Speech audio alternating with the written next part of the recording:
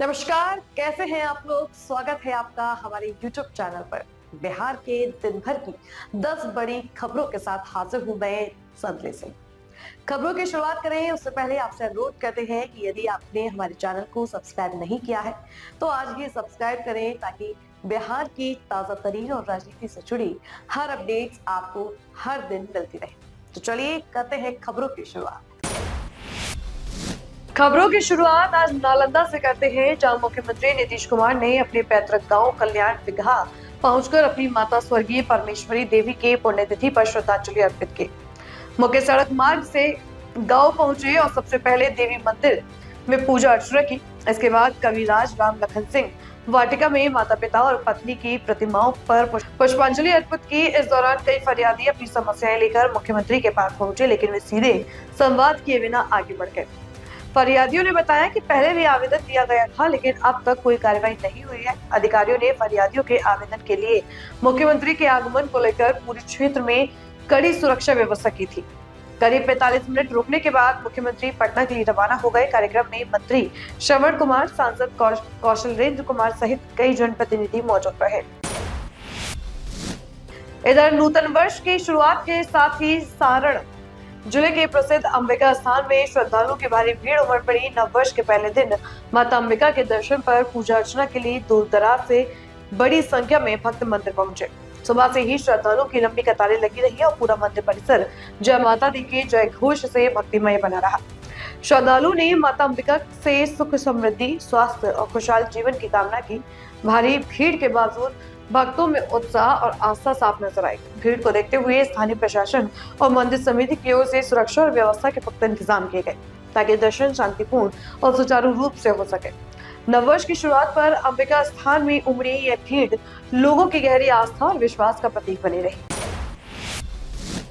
रामायण काल से जुड़े पुनौरा धाम का धार्मिक महत्व अत्यंत विशेष माना जाता है। मान्यता है कि मिथिला क्षेत्र में अकाल के समय राजा जनक द्वारा हल चलाए जाने पर इसी भूमि से मां सीता प्रकट हुई थी। नववर्ष के पहले दिन इस पावन स्थल पर आस्था का सैलाब देखने को मिला। मंदिर परिसर जयकारों से गूंजता रहा और श्रद्धालुओं में खासा उत्साह देखा गया। अयोध्या में राम मंदिर निर्माण के बाद पुनौरा धाम में भव्य सीता मंदिर निर्माण की मांग तेज हुई थी। बीते वर्ष मंदिर की भव्य आधारशिला रखी गई। इसके बाद आहलूवालिया कंस्ट्रक्शन को मंदिर निर्माण की जिम्मेदारी सौंपी गई। सरकार द्वारा इस परियोजना के लिए 948 करोड़ रुपए की राशि भी स्वीकृत कराई जा चुकी है। खरमास के बाद मंदिर निर्माण कार्य शुरू किए जाने की तैयारी है। इसे लेकर सीतामढ़ी समेत आसपास के कई जिलों के लोगों में उम्मीद की नई किरण जागी है। श्रद्धालुओं और स्थानीय लोग मंदिर निर्माण को लेकर काफी उत्साहित और आनंदित नजर आ रहे हैं। अगली खबर भी सीतामढ़ी से है, जहां बीती देर रात सदर एसडीएम आनंद कुमार अचानक सदर अस्पताल पहुंचे और मरीजों से बातचीत कर इलाज व सुविधाओं की जानकारी दी। इस दौरान अस्पताल की व्यवस्थाओं की भी बारीकी से निरीक्षण किया गया।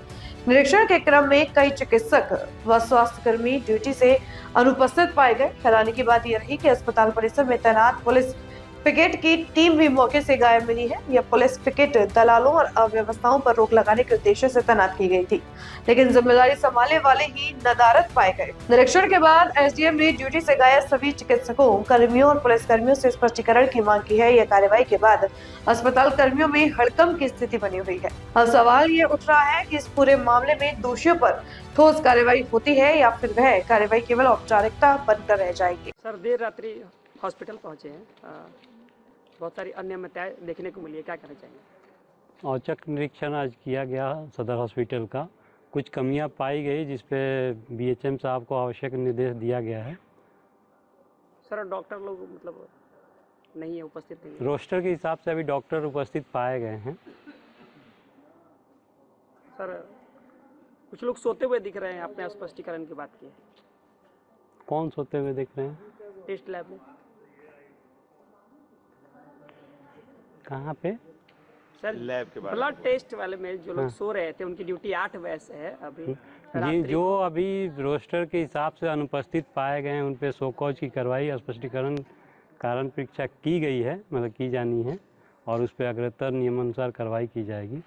सर, लगातार दलालों की बात की जाती है। सदर हॉस्पिटल के इर्द गिर्द दलाल घूमते रहते हैं और हमेशा शिकायत मिलती है। बीते दिनों में मेडिसिन भी एक्सपायरी डेट से पूर्व लोग जला रहे थे, क्या लग रहा है?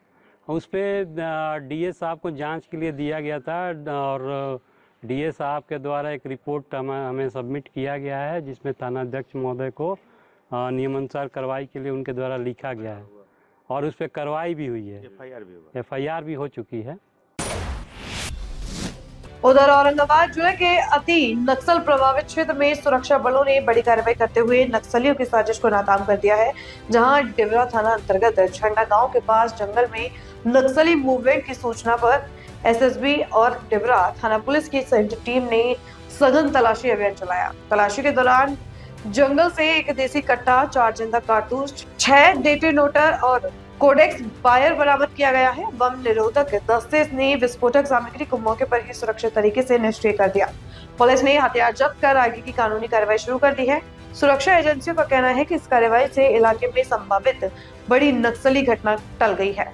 अगली खबर का रुख करें उससे पहले हमारे प्रमोशनल वीडियो को जरूर देखिए।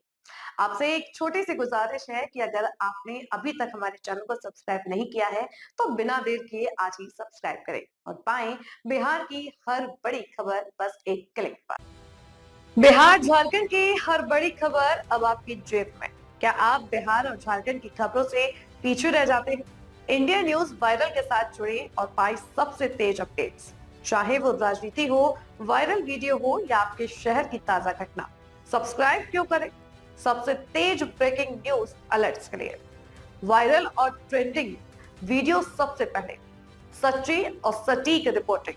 देर ना करें, आज ही सब्सक्राइब बटन दबाएं और अपडेटेड रहें। ब्रेक के बाद आपका स्वागत है। नए साल 2026 में पहले दिन गुरुवार को सासाराम के प्रसिद्ध ताराचंडी देवी स्थान में श्रद्धालुओं का सैलाब उमड़ पड़ा। कड़ाके की ठंड के बावजूद सुबह से ही भक्त माता के दर्शन और पूजा अर्चना के लिए मंदिर पहुंचने लगे।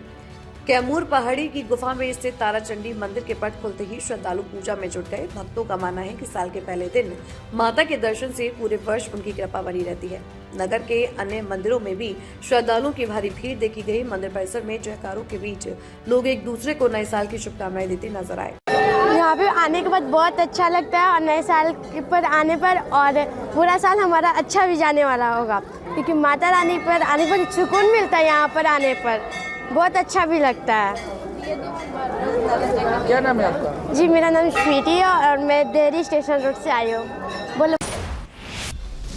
बांका पुलिस फरार अभियुक्तों के खिलाफ पूरी तरह एक्शन मोड में है। विभिन्न मामलों में फरार आरोपियों पर लगातार छापेमारी और खुद की जब्ती की कार्रवाई की जा रही है। इसी क्रम में अमरपुर थाना क्षेत्र के चर्चित मोहम्मद शरीक हत्याकांड में फरार 3 अभियुक्तों के घर गुरुवार को पुलिस ने गाजे बाजे के साथ इश्तेहार चिपकाया।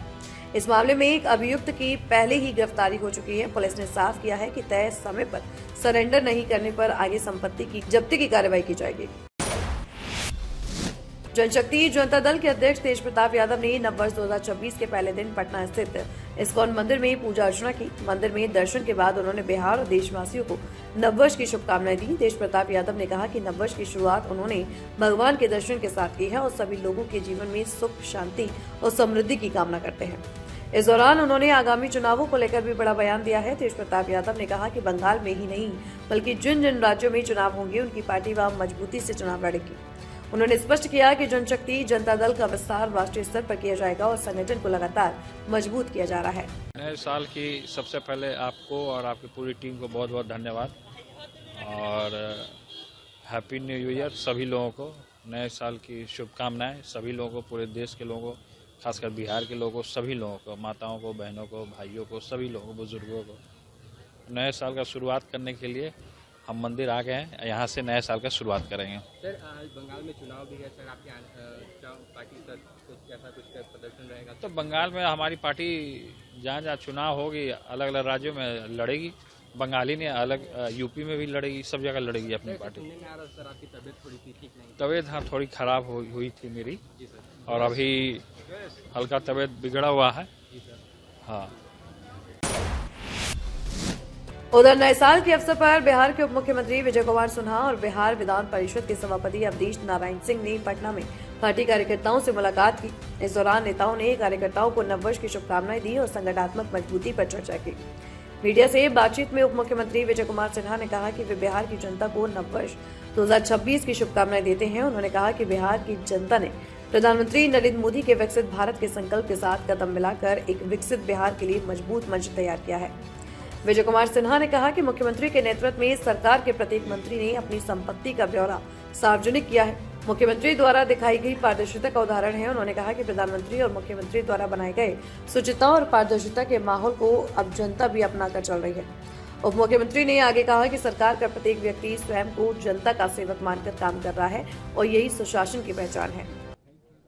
देखिए, ईस्वी सन 2026 के नव वर्ष पर हमारी हृदय से शुभकामना सभी माँ भारती के संतानों को और